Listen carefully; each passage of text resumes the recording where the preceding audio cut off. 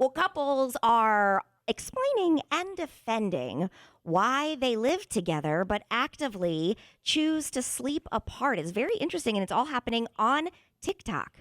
We've lived together for 3 years. For 1.5 of those years, we've had our own bedrooms, and we've slept separately. We'll occasionally sleep in the same bed, but for the most part, we sleep separate. I actually got this advice from a married couple who had been married for like 40 years, and they were so happy and so youthful and so in love. And they said that sleeping separately has been such a game changer, and also just generally having your own space. The main reason we started doing this is because we have really different sleep schedules, and I'm also someone whose mood is very influenced by how much sleep I've had. So with Jamie being a night owl and me being more of an early sleeper, when we were sleeping together, it would mean that I would be up a lot later and I wouldn't get as good of a sleep because he'd be coming in later and waking me up. Since doing this, I feel like it's made such a difference, and I wouldn't change anything. Yeah, well, Katie, I just read something that says almost half of new homes now have two master bedrooms or two main bedrooms now because people are sleeping apart. This is the trend. Yeah, and a lot of it had to do with snoring, which I never knew I snored the way I snore, and it's absolutely ridiculous. Oh yes, I mean, it's for me. unbelievable. I mean, when I heard myself on the app, because you have an app that can record you every time you snore, I was shocked that it was me. And I got a mouthpiece, obviously, that helped me. But that was a big problem because she kept waking up multiple, and then she would hit me, and I wake up. So it's like, should we be sleeping in different bedrooms?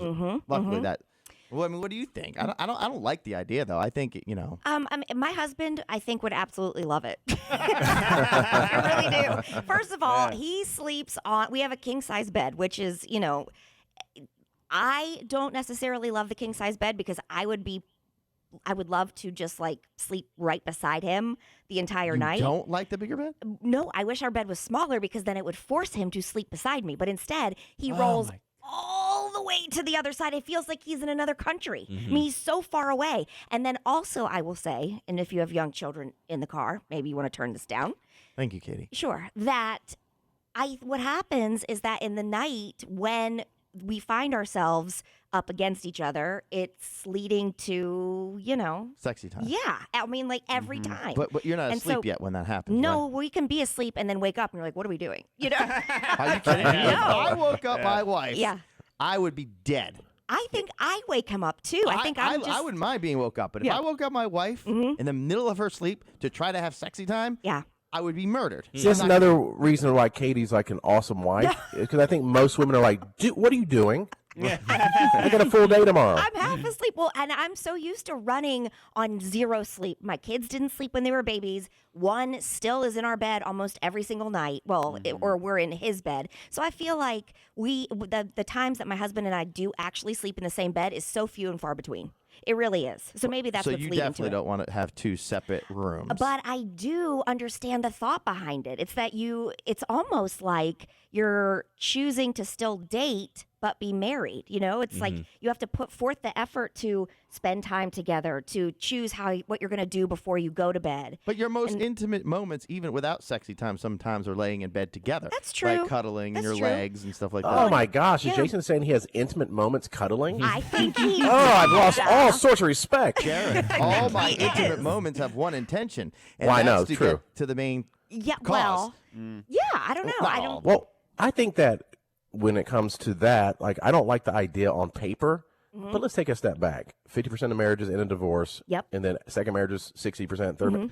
So whatever we've been doing historically really isn't working that great. Right. So maybe we should give it a try to sleep in different rooms and see if the numbers improve. Well, and what's stopping so many, I think that's an excellent point. What's stopping people from sharing it, like this kind of thing has been happening more and more because it's becoming okay, so to speak, where people are talking about how I love this person, but I cannot sleep with their snoring. I love this person, but I wake up at 3 a.m.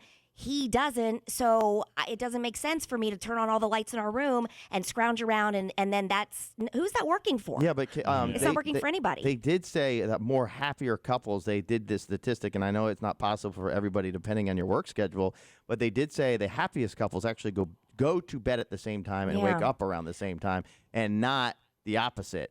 So I don't know, and who knows if it's – I could see that if you slept in separate bedrooms too, and then all of a sudden it's like on Saturday or Friday. You sleep over. It's exciting. You sleep over. Yeah, you can sleep over.